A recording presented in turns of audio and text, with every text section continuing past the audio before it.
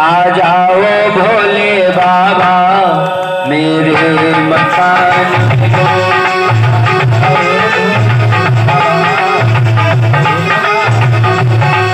आ जाओ भोले बाबा मेरे मकान में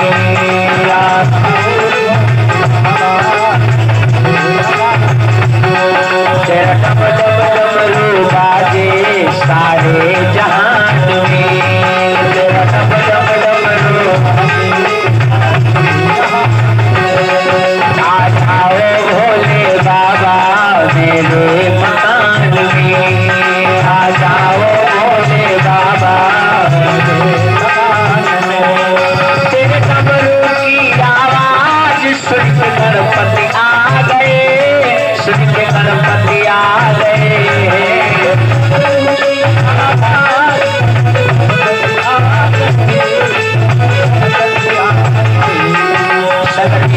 सिद्धि लाए सर्वरिद्धि सिद्धि लाए मेरे मकान में तेरा डम डमरू बाजे सारे जहान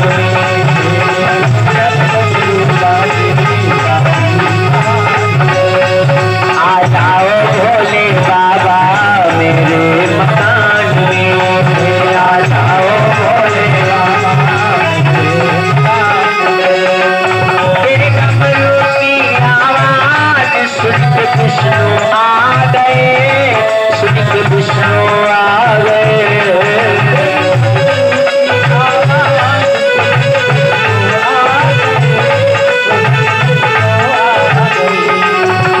डमरू की आवाज सुन के विष्णु आ गए सुन के विष्णु आ गए लक्ष्मी जी को लाए लक्ष्मी जी को लाए मेरे मकान में तेरा डम डम डमरू बाजे सारे जहान में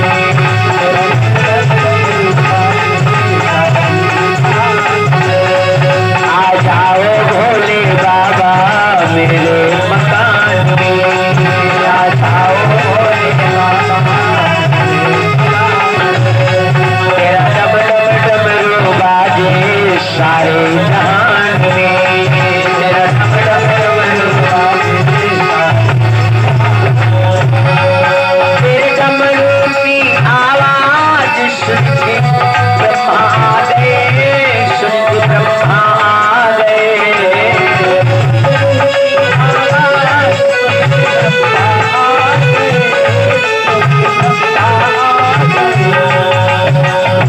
इधर 101 मुद्राएं हमारे दादाजी की तरफ से भगवान भक्ति प्रदान करें प्रभु सदस्य तेरे डमरू की आवाज सुन के ब्रह्मा आ गए सुन के ब्रह्मा आ गए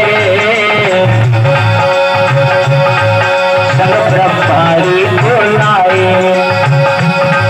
सब ब्रह्मारी को लाए मेरे मकान में तेरा डम डम डमरू बाजे सारे जहान में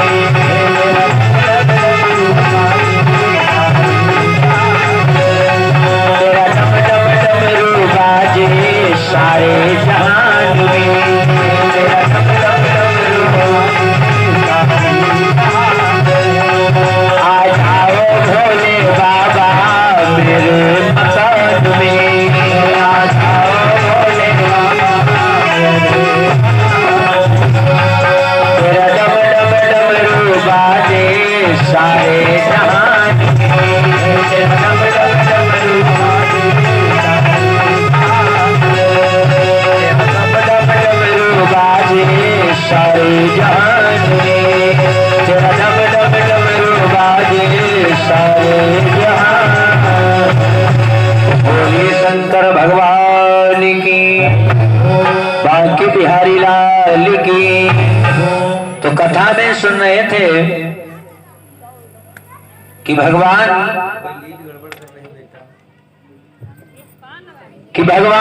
तो चले गए और दोनों रानियों ने गर्भ को धारण किया।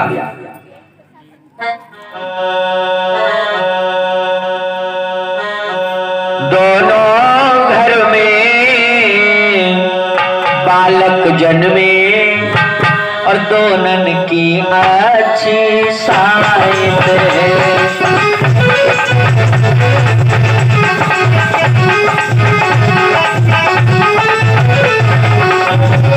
पर किस्मत पर अंतर जो कुछ दोनों भी वहाँ अपनी किस्मत का है।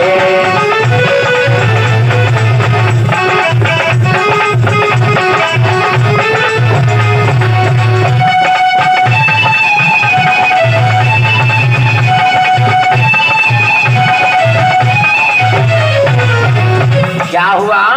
दोनों घर में बालक जन्मे, लेकिन दोनों की अपनी अपनी अलग अलग किस्मत है। एक के लिए खटरस व्यंजन दास और दासियां बना करके लाते हैं, तो एक बेचारा दिन भर घासों के बिस्तर पर पड़ा रहता है, कोई पूछने वाला नहीं, रात दिन रोया करता है, क्योंकि सुनीति को तो चिड़िए और कौवे भगाना है।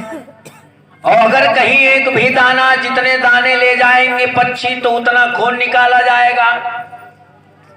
तो बेचारा बालक रोता रहता, लेकिन सुनीति अपने पुत्र के पास में नहीं आ पाती। ऐसी दयनीय दशा।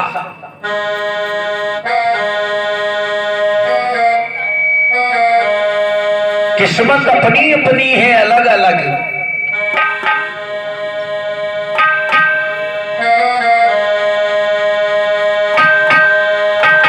लिखा है जो नसीब में, तो तकदीर क्या करे।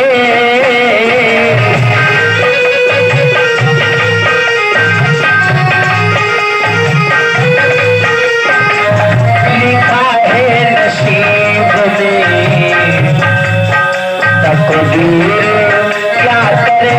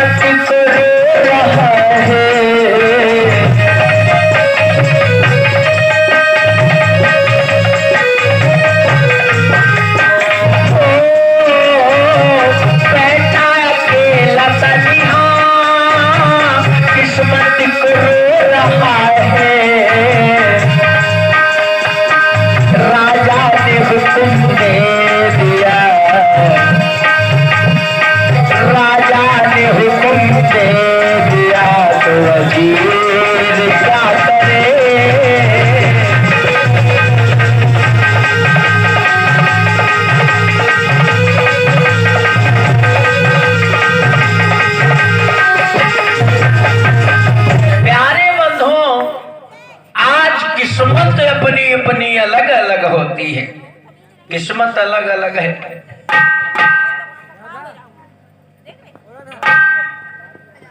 धीरे धीरे वो बालक बड़े होने लगे। जो सुरुचि का पुत्र है वो महलों में बड़ा हो रहा है, और जो सुनीति का पुत्र है वो खेतों पर बड़ा हो रहा है। नाम पड़ा ध्रुव। जो सुनीति का बालक है और जो सुरुचि का बालक है उसका नाम पड़ा उत्तम। दोनों में ज्यादा अंतर नहीं है, क्योंकि 2.5 घड़ी का अंतर है। 2.5 घड़ी बराबर 1 घंटा। 1 घंटा ध्रुव जी बड़े हैं और 1 घंटा उत्तम छोटा है। दोनों में 2.5 घड़ी का अंतर। दोनों बालक बड़े होने लगे, और जब दोनों बालक बड़े होने लगे तो एक दिन की बात, ध्रुव अपनी मैया से आज्ञा लेकर के बाहर खेतों के खेलने के लिए, तो उधर महलों के बाहर कौन आया है? उत्तम जी महलों के बाहर आए हैं। और जब उत्तम महलों के बाहर आए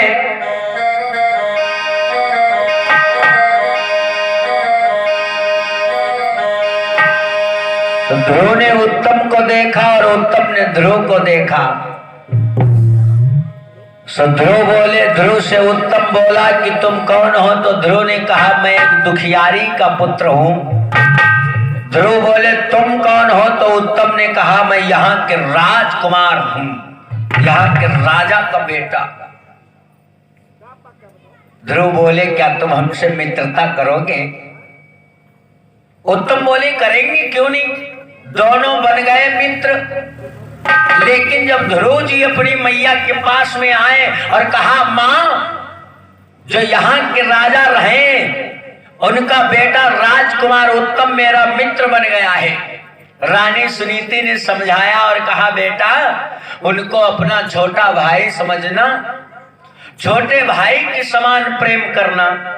लेकिन जब उत्तम ने अपनी मैया से जाकर के कहा कि मां मैंने एक दुखियारी के पुत्र से मित्रता की है, तो एक तमाचा मारा।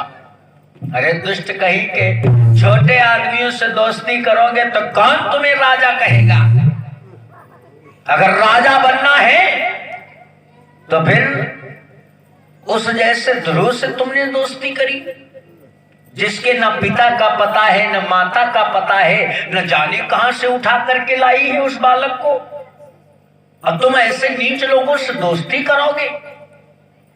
ए उत्तम, अब की बार में उससे मित्रता मत करना, उससे बात मत करना। उत्तम ने कहा ठीक, छोटा सा बालक जो समझाया वही समझ गया। लेकिन जब दूसरा दिन हुआ, ध्रुव जी खेतों की तरफ से चले, उत्तम जी महलों की तरफ से चले हैं, तो ध्रुव ने उत्तम को आते हुए देखा तो अपनी बाहें फैला दी, आओ मेरे मित्र मेरे गले से लग जाओ। लेकिन ध्रुव जी तो दौड़ करके आए तो उत्तम ने धक्का मार दिया, हट जाओ, ना तो तुम्हारी मैया का पता है ना ही तुम्हारे पिता का पता है, तुम मेरी मित्रता के लायक नहीं हो। ध्रुव तुम्हारे मैया तो हैं लेकिन तुम्हारे पिता कहाँ हैं? ध्रुव जी सोचने लगे मां को देखा आज तक लेकिन पिता को नहीं देखा। दौड़ करके ध्रुव आए और बोले मां मेरे पिता कहाँ हैं? सुनीति ने कहा बेटा भोजन तैयार हो गया है, भोजन कर लो। कहा नहीं मां, बातों में ना उलझाओ, जल्दी से बताओ कि मेरे पिता कौन है। ध्रुव की मां ने कहा ध्रुव तुमसे ये प्रश्न किसने किया है? कहा मेरे भाई उत्तम ने किया है, मेरे मित्र ने पूछा है। अब तो क्रोध आ गया सुनीति मैया को और कहा ध्रुव जाओ, जो पिता उत्तम के हैं वही पिता तुम्हारे हैं। अब तो ध्रुव भाग पड़ा वहां से और भागता भागता बेचारा महल के द्वार पे आया और खड़ा हो गया। तभी एक बूढ़ा द्वारपाल था, उसने देखा अरे ये तो रानी सुनीति का बालक है। बोले बेटा कहाँ जाना चाहते हो? कहा मैं अपने पिता से मिलना चाहता हूं। तो फिर अंदर जाओ। जब अंदर पहुंचा छोटा सा बालक ध्रुव, क्या देखा कि प्यारे पिता उत्तानपाद जी महाराज उत्तम को गोद में लिए खिला रहे थे। एकदा सा सुरचे पुत्रा लालयन पालयन। एक बार सुरुचि के पुत्र को श्री महाराज उत्तानपाद जी लालयन पालयन यानी खिला रहे हैं आंगन में। ध्रुव जी आए, दूर खड़े हैं, देख रहे हैं। लेकिन तभी राजा ने देखा कि मेरी सुनीति का पुत्र ध्रुव आया है, तो क्या किया? उत्तम को नीचे उतार दिया, ध्रुव को गोद में उठा लिया और खिलाने लगे। लेकिन तभी ऊपर से रानी ने देखा मेरी सौत का पुत्र गोदी में है और मेरा पुत्र नीचे डोल रहा है। आई ध्रुव की बाह को पकड़ करके झिटक दिया और कहा दुष्ट मूर्ख धूर्त, तू इस गोदी के लायक नहीं है, तू तो एक अभागिन की कोख से पैदा हुआ है। तू इस गोदी के लायक नहीं।